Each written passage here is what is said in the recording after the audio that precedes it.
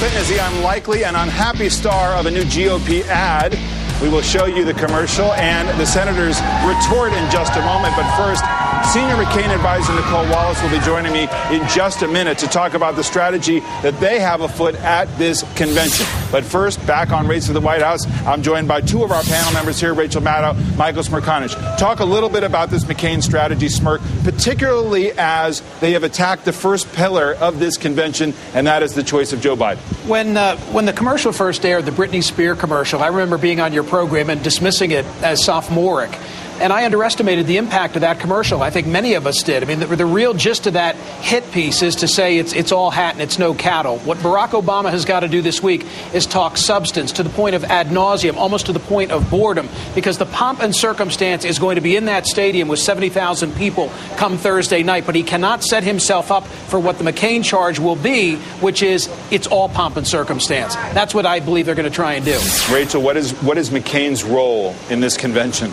McCain's role in this convention from the McCain campaign's perspective, I'm sure we'll hear from the McCain campaign itself in just a moment about that, but it's the great fun role of the jokester and the trickster, which is to sow dissent in your opponent's camp and to exploit any divisions that you can and hope that the divided character of your opponent will be the key to your own victory. All right. And speaking of the McCain campaign, here is Nicole Wallace, senior advisor to Senator McCain, who is here at this convention. And yeah, well, you have a lot of Barack Obama supporters who are here following this. Nicole, welcome. Good to see you. Let's talk about... I've been booed all day. It's not nice. I don't like it. Let's talk about the strategy here for the McCain campaign at this convention. Sure. One of the things we've seen play out is the response to the selection of Joe Biden. Right. A couple of ads, one from the party, one from the McCain campaign. Let's watch that and then see Hillary Clinton's response to it. Sure. She won millions of votes, but isn't on his ticket. Why? For speaking the truth on his plans. You never hear the specifics. On the Resco scandal.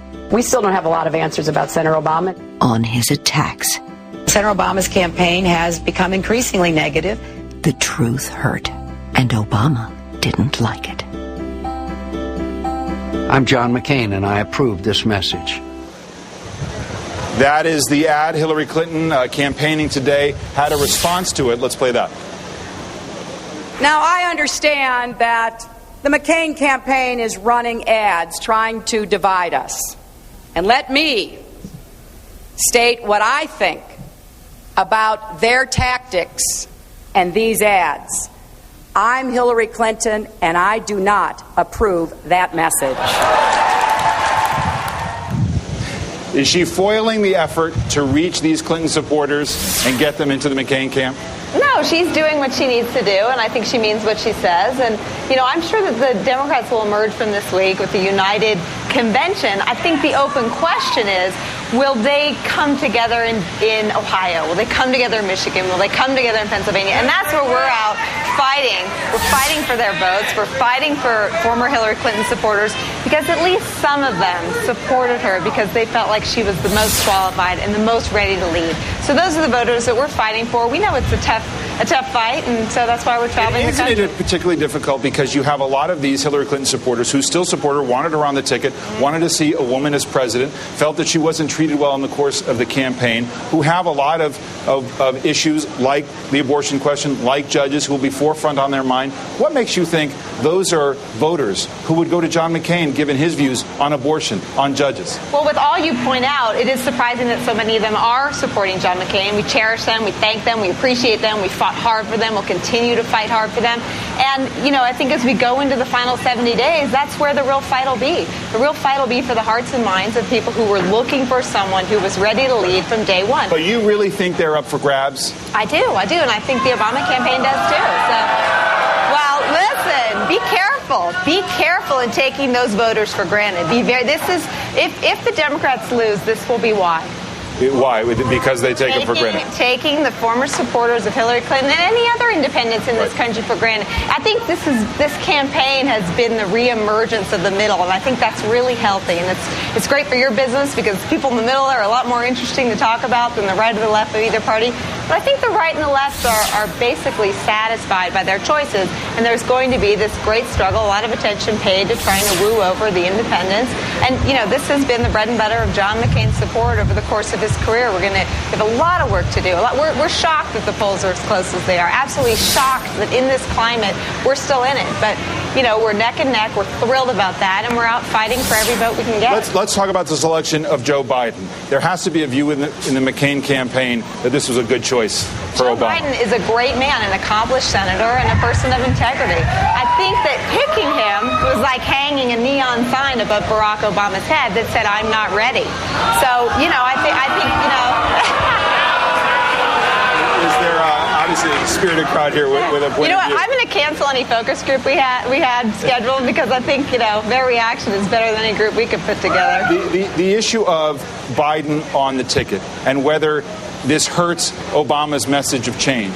You guys have not highlighted this yet, but it is a reality that here are two sitting U.S. senators who are running a campaign of change against the Republicans. Look, I think you've got to give Obama credit. He picked the person he needed. I don't know if he was up 15 like he was 2 months ago, if this would have been his selection. He may have chosen someone that could highlight his message of change. He's not an expert in Democratic VP picks, but I think he picked the person that I think he thought could help him in his most, I think, perilous deficiency in the views of those independent voters we were talking about. Assuming that Obama is successful in this convention and that he seizes a large audience to make a case for himself, to tell voters who he is, to define John McCain in a way that John Kerry did not successfully do against George Bush in the re-election of 2004, and to assert in voters' minds a greater level of comfort about him as president. What does John McCain do to blunt that effect coming out of here? I think you have to assume that the Democrats are going to have a great week. I think tonight will be very moving to see the tribute to Ted Kennedy. I think that Hillary and Bill will do their job. They'll try to bring this party together. But I think that what we'll do this week and next week is fight for the hearts and minds of voters from coast to coast in these battleground states. They're going to decide this election. And I think that they are still deeply concerned that Barack Obama does not have the experience or the judgment to be commander-in-chief.